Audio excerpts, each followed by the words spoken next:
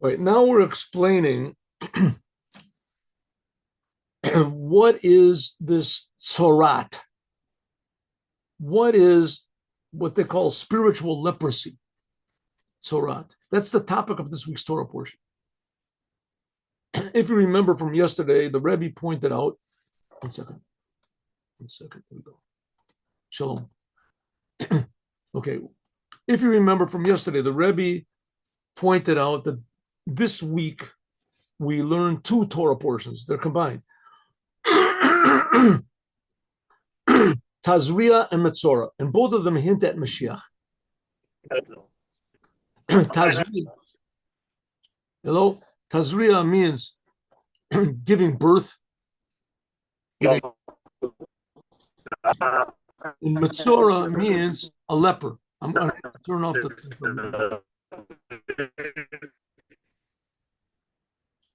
But you have to. What is this? Well, who is? Oh, I get it. There you go. Okay, hello. There's all this background noise coming in. Hello. Okay. So both Tazria and Metzora, they hint at Mashiach. The word Tazria means giving birth. Giving birth, that's the Jewish people coming out of Egypt. That was the birth of the Jewish people, and there'll be the future redemption by Mashiach. That'll be a rebirth of the Jewish people, and a second birth, whatever, the Jewish people, that they'll come out of the exile. That's Tazria. Metzora, it says the Mashiach is called a Metzora. Mashiach is called a leper. And we pointed that out. Lepers. So both of these hinted at, and why is Mashiach called a leper? We'll see why. It says in Isaiah, because he bore our sins and our iniquities and our sufferings, and he suffered for us, and it said to the Mashiach. We're just talking about, ostensibly, all those prophecies in Isaiah are talking about the Jewish people. The Jewish people, they're the Son of God, and they're suffering because of it. Okay, but it's also talking about the Mashiach. The Mashiach is also going to have that quality also. He's going to be a Metzora. He's going to suffer for the... And the same thing is the Tazria. Tazria is giving birth. Giving birth is also painful, right? The pains of birth. Okay, the Rebbe also pointed out an interesting thing, that these two Torah portions that we read this week, this Shabbat we read in synagogue, that their titles, and you say, are the opposite of their content. Tazria, which means giving birth, that's the title of the first portion we learn this week. That's a good thing, giving birth. The content of this Torah portion is not giving birth. It's all the laws of impurity. The second of the two that we read this week is called Metzora. Metzora means a leper, a bad thing. The content of it is how you get cured from leprosy. What's the cure?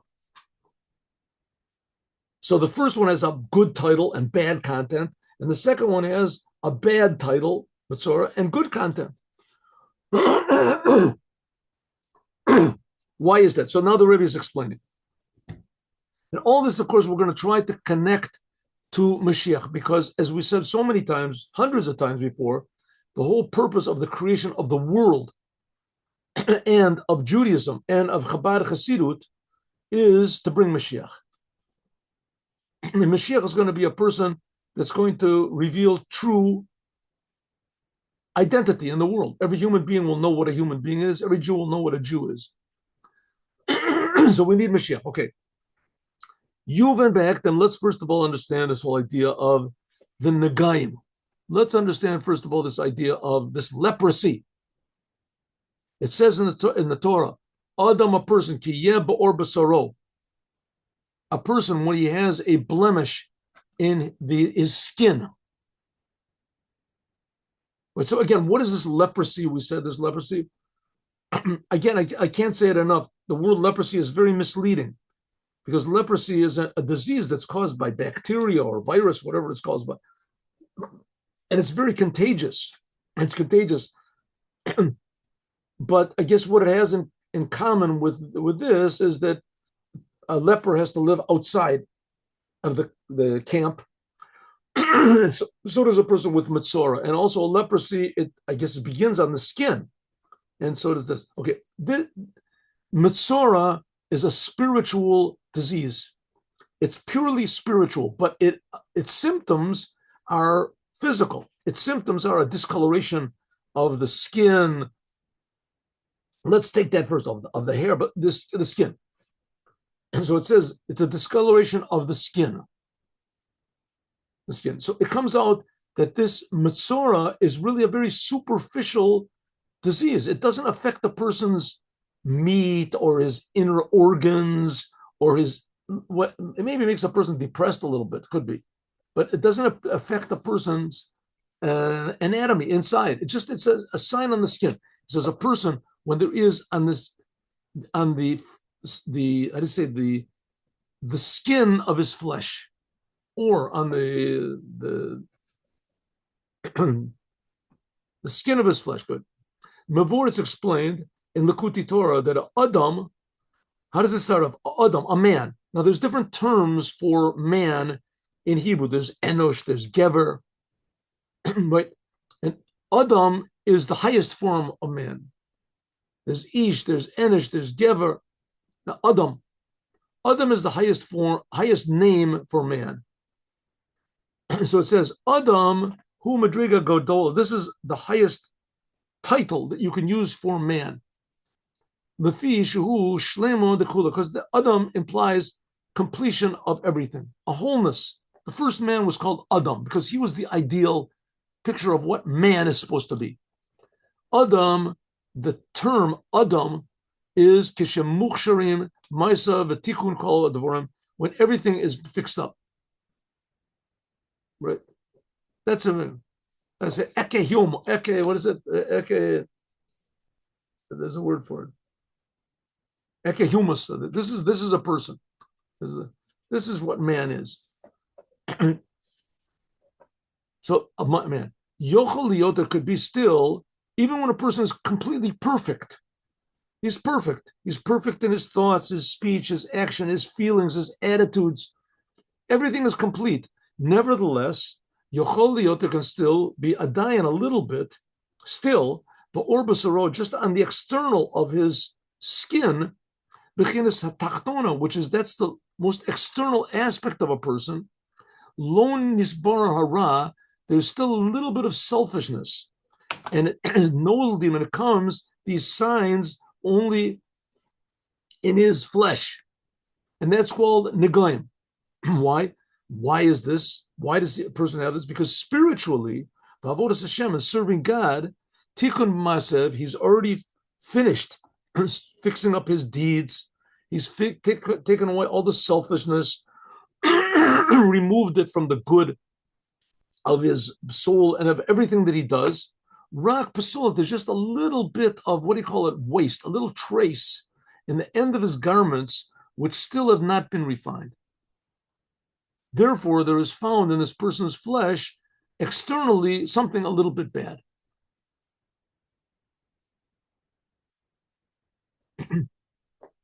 Huh? Like for instance, they shot a rocket, a famous thing. They've shot a rocket up to the moon, and a rocket up to the moon, you have to have a tremendous practice. This was done. What is it? When was it? 10 years ago? 20 years ago? And there was one little bolt that was something imperfection, and it caused the whole thing to be wrecked. It caused the whole thing to disintegrate, and all the astronauts were killed and everything like that. What had happened? When was it? 10 years ago it happened. Terrible. Why? Because one little bolt they discovered wasn't right. So therefore, let's say you have the whole rocket is there, and all the science which went into making this rocket, all the money and all the expert technicians that did it, everything. So you have a rocket that's good enough. That's not good enough. We have to check it and recheck it. Maybe there's some little tiny thing that has to be fixed up, right? The rocket costs, let's say, $100 million, and the bolt costs $10, right? $10, and that doesn't make any difference. The same thing with people. A regular person, what does he care if he's got loses his temper once in a while? he's a little bit selfish, he gets a little bit depressed. No big deal, right? But if a person really is aiming for perfection, to be who he really is, he, she really is, then a person doesn't want to have any little bolt that's not right. And if a person really wants to be connected to the creator of the world, I mean, how long do we have to live? Well, a person is only given 120 years. We want to make use of every moment of that time. You want to try to refine yourself. Okay, it's a difficult process. It's a life process, but there's some people that are more successful than others. And the Rebbe says that the book of the Tanya starts off that everyone can be successful. Te'et tzaddik. That's how the book starts off. That's a tzaddik is a person that's perfected himself. But what if, so he's looking forward to any sort of, how do you say, advice, help, indication of what he has to fix up. Please tell me what's wrong with me so I can fix it up. So therefore, it comes out that these Tzoraat was really a good thing. It came and it showed the person on any imperfections that he had in his personality. And it shined out. Not every perfection, but anyway, on imperfections that are in his personality. But on the other hand, it's a very severe disease. It's a very severe disease. Anyone who touches a person like that, or if the person that has Tzoraat goes into a house, the house becomes impure. Yesh see if we can also add on, it says Adam, that's the highest level of man, ki yeh ba'or basaro, when there is in the skin of his flesh, the negat Tzoraat, the, how do you say, blight, the, what is it, the plague of Tzoraat, of leprosy, plague. Oh, okay, first of all, or basaro means just in the skin of his flesh. Not only it's not relevant to his essence of the person, or his sinews, or his blood vessels, but it's not even in his flesh, in his muscles of the person. A Dvar mishtaneh, which can be changed by means of eating and drinking. A person become more flesh and less flesh. Food becomes eating and drinking. You increase your flesh. Your flesh is more you, and that makes blood and meat from the person, what a person eats. The plague is not in his blood, and it's not even in any of his organs, for sure not. And it's not even in his flesh, in his muscle, but or just on the skin, which surrounds his flesh. That's what it says, or basaro, the outside of a person's flesh itself. It says, Adam ki yeh ba'or basaro, hainu, she'ein zeh davar haragil. It's an unusual thing when there occurs. It's a mikra, it's sort of, how do you say, occasional. Mikra nikra, it happens. It's abnormal. Gam az, then it's zerak negatzora. It says it's called the plague, but the word nega also means to touch. Nega means negia, that the plague, it just touches him. What's the Rebbe saying? Every human being essentially is good. Every human being is good. That you did bad things, those bad things don't necessarily affect your goodness. It doesn't affect your soul. It just shows up on the outside of your skin. It just touches you. A thing which is not good, it's not really relevant to his so it's not really even relevant to his skin. It just touches his skin. Nega Tzoraat. In other words, the Rebbe is trying to tell us that bad things that we have, that we do, that we see, they can be fixed up easily. They can be fixed up because it's not really relevant to your essence. The problem is we're not connected to our essence and who we really are. But that's really, the fact is that's who we are. But would be even more, like it says in Lakuti Torah, Gam Negaim Devarim Gavoima. It says that this plague, this spiritual leprosy, Negaim, they're tremendously high. In fact, a person cannot be declared to be impure until he goes to the Kohen.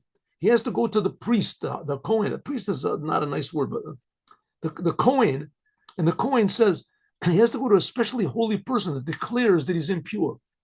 And if this Kohen does not declare him to be impure, then he's not pure. Then he's not impure. These are tremendously high lights which are drawn down in order to bring a person to perfection. Shem dina kashim de kedusha says they are really, very high, but it's very, very strict. Very strict. Let's say anything, right? A person, the janitor in a hospital, there's not many criteria that he has to, because if a janitor, he misses a floor one day, he misses one room. It's not nice, but it's not the end of the world. Right? End of the world, especially if he misses like one little square tile or something like that. He doesn't clean it up. Not a big deal. But the brain surgeon, he's got to be very careful. He's got to be very careful, right? If he makes one little tiny move of a millimeter, a 10 or nothing, he could change the whole person's life. He may paralyze a person, make a person whatever. So, and he has to make split decisions that are tremendously important. A brain surgeon, So a brain surgeon is tremendously important. Everything is important. Therefore, that's what it's saying here. This Tzoraat comes from a tremendously high place which demands perfection. And it's very, very, very exact and very, critical, super critical, to the degree that it has the ability to give you hints about every little bad thing in your personality, in your character, and your attitude toward life that you can change, that are holding you back from being who you're supposed to be. Now, we're not talking about in the financial world. We're talking about being, what do they call it? Integrity. And these are tremendously high lights. So this Tzoraat is really doing a person a tremendous favor. But Yeshlom, we can say that these ideas of the Negayim, that they're just the outside of a person's garments, the external, it's showing that somehow something hasn't been refined, little details. Hey, and Dvarim Gavoim, they're really, really high. They depend one on the other. On one hand, you could say if these lights are so high and they show on God's infinitely deep and exact scrutiny of a person, so there has to be some sort of big changes, right? A big change, the person goes unconscious or whatever. Why is it only on the outside of his skin? Why? It says, Kivin sin negoyim, since that this spiritual leprosy, this nega, comes really tremendously high lights of godliness, awareness of godliness, blessing of godliness. And therefore, when it comes down something that's bad by means of yenika chitzonim, if a person makes mistakes and gives his energy to false things, it's really only the outside of the person, the negayim belavad. This is the tachtonim, this is the end of the garments of a person alone. Therefore, you want to be really exact, you have to have a very powerful light. You want to fix up little tiny things, then you have to have a really powerful light in order to see them. Therefore, in order to fix these minute, the blemishes that a person has, it's nothing new. You just have to reveal the truth of what negayim are. They're really tremendously high levels of truth. Kamurumas, like it says, Zotia Torah Tamatzor, beyond Tarato. It says this should be the Torah, the law of the Matzorah, of the leper, on the day he becomes pure. Torato is by means of Yom, it's by means of Yom, the day. Light means a high level of light and revelation. Right? If you're in your house, a lot of times this happens. You're in your house and you put on a garment, right? And look in the mirror, it looks okay. You go outside, and outside there's a little more light outside. The sun is shining. All of a sudden you realize there's a big stain on your shirt. You didn't see it before. You didn't see it. When it was dark, you didn't see it. Right? When there's a big light, you see it. If there's a little tiny stain, then you don't see it. A bigger light means you can even see that. That's what it says, Vayikra Elokim Yom. Light, revelation of the truth of God, that's what makes you come to realize what your little faults are. Without that, you think you're 100% okay. If it's dark enough, you think that you're God, that nothing you do can be wrong. Revelation of high lights of godliness, of truth. Shel Negoyim, and that comes on being what? the mevatel it does away with the yanika, the chitzonim of nurture of the false things of the hepech Torah, afilu b'chitzonis b'levad, even external. So what's he saying? This idea, it's the same thing as Moshiach. What's Moshiach going to do? Moshiach is going to be a person that's going to bring these tremendous awareness of how good God is. That God is not a spiritual thing only for the rabbis or for the whatever the church, wherever the God, but that God is creating the world and God is infinitely good, and every human being is in the image of God. And Mashiach is going to reveal this tremendously high lights, if we want to call it, of godliness. A normal person in the world doesn't think about God at all. He leaves that up to the rabbi or to the priest or somebody else. Not for me.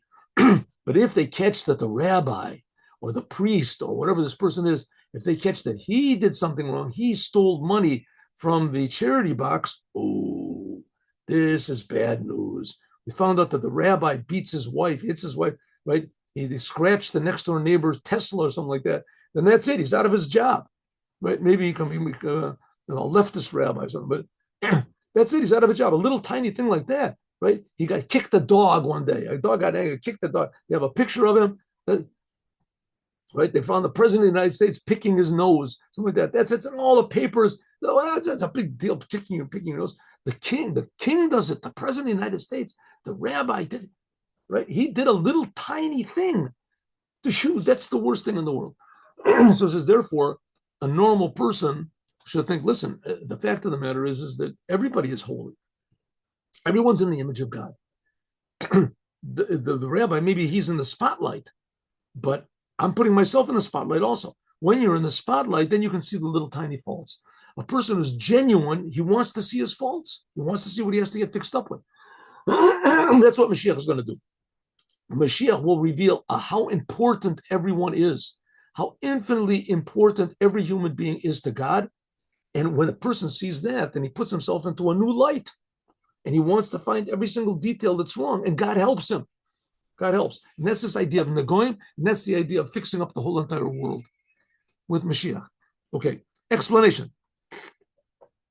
We'll do a little bit of this because we're going to do, let's see how, okay, I don't think we're going to get to the end. Okay, explanation.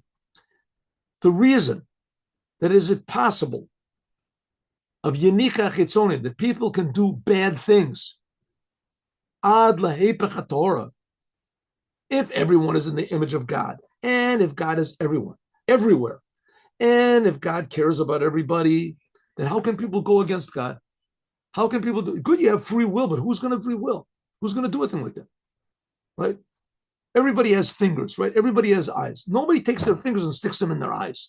You don't do. You have free will. You can do it if you want to. It's stupid. What are you going to do that for? It's even more stupid to go against what God says. How can you cheat? How can you lie? How can you do that? That's more ridiculous than putting your finger into your eye. You put your finger into your eye. It's a physical thing. Maybe it'll go away. Here you're going against your creator. How could you do it? It says, how is it possible that a person could go against God in a revealed way from Orotel Yonim and Goyim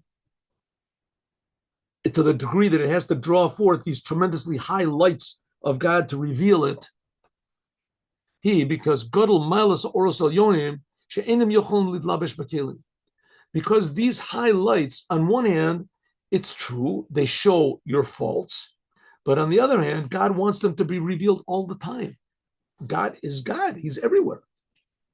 And because these lights are too high, in the language of Kabbalah and Chassidut, or the Tohu, there's called the lights of Tohu. Tohu means confusion. That's above, they can't be put into any vessels. All the bad things can come. $1 million is good, right?